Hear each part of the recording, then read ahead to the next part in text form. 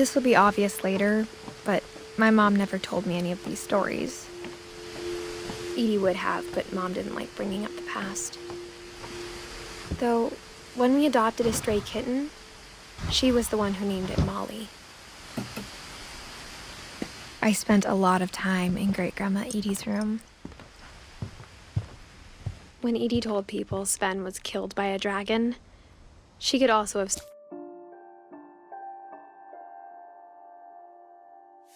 said he was building a dragon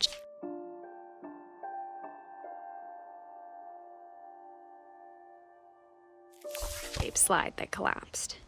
She could have, but she didn't. Even in her 90s, sometimes Edie seemed a lot younger than my mother. Louis died a week before we left, but Edie had already started to memorialize him. Her room was like a museum. For 500 years, the Finches have been famous throughout Norway for their fortune and misfortune.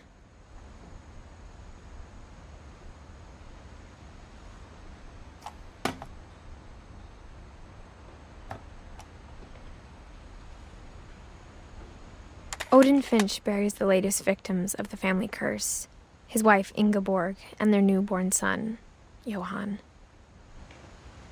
On January 7th, 1937, he set sail with his family and his house, hoping to leave the curse behind. But 40-foot waves off the coast of Washington send the house and Odin to the bottom of the sea. Odin's daughter Edie, with husband Sven and baby Molly, step ashore on their new home, Orcas Island. Odin Finch is the first to be buried in the new family cemetery. His daughter Edie is already dreaming of a new Finch house.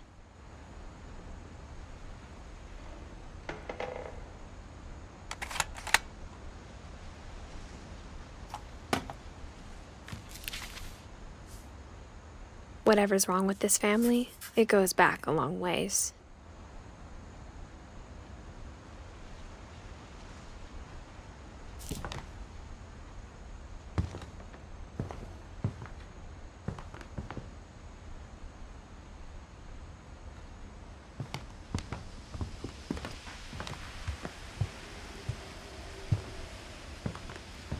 One summer, they evacuated the island, but Edie refused to go. For a few weeks, she was a celebrity.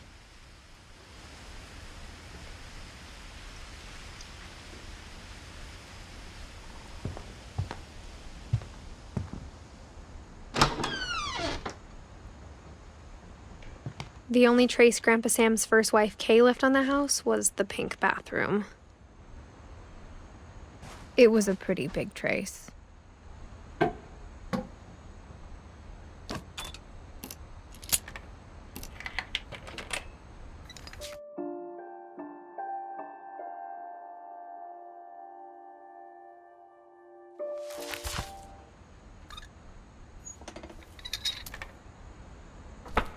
There's a secret in this bathroom.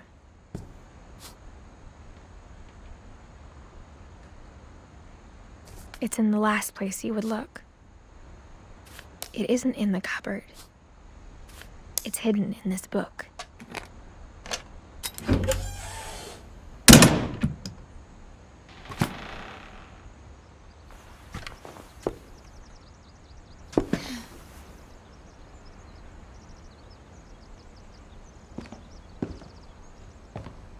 Sven gave Sam an old camera he'd refurbished. He never put it down.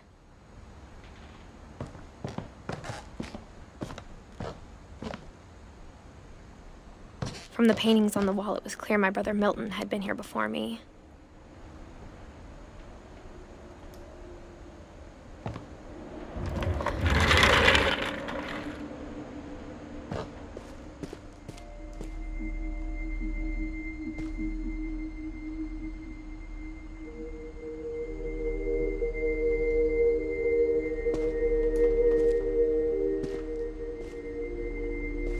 I knew Grandpa Sam had a twin,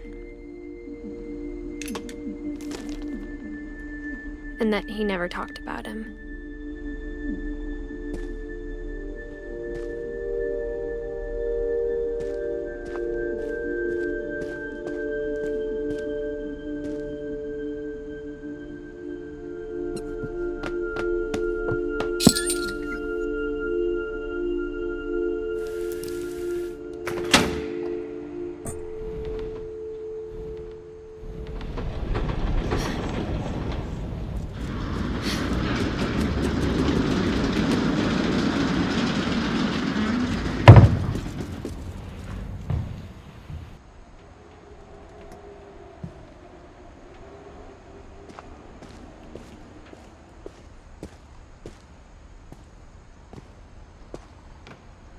I guess my grandpa didn't like history any more than my mom did.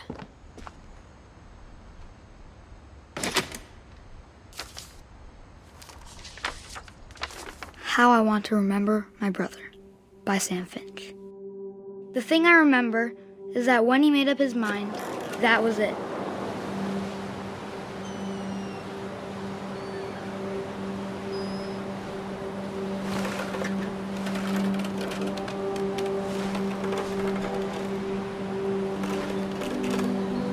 My brother said he'd die before he ate another mushroom, and he did.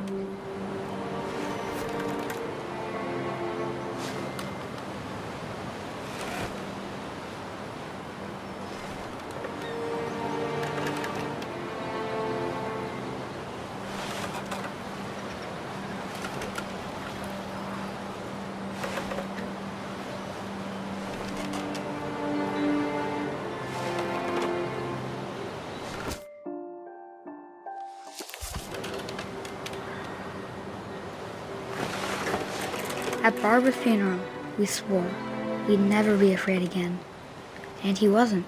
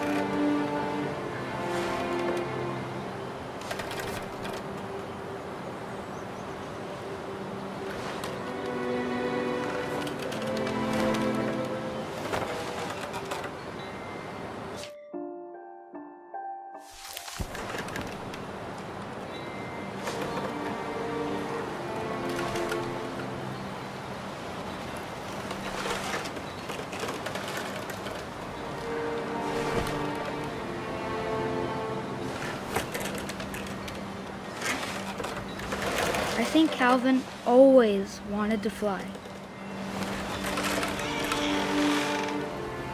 Sam! Calvin!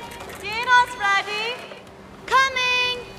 But that day, he finally made up his mind to do it. I told him going around was impossible. Maybe if I hadn't said that,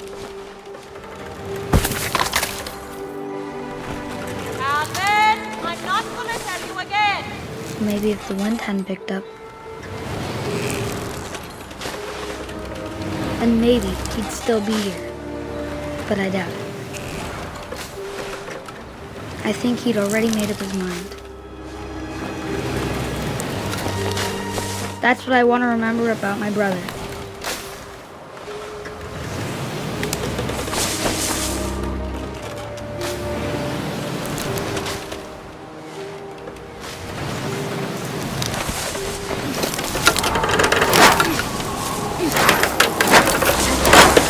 The day he made up his mind to fly, and he did.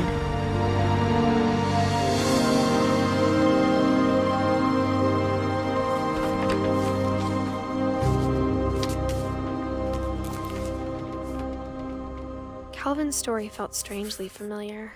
When I was younger, I remember trying to do the exact same thing.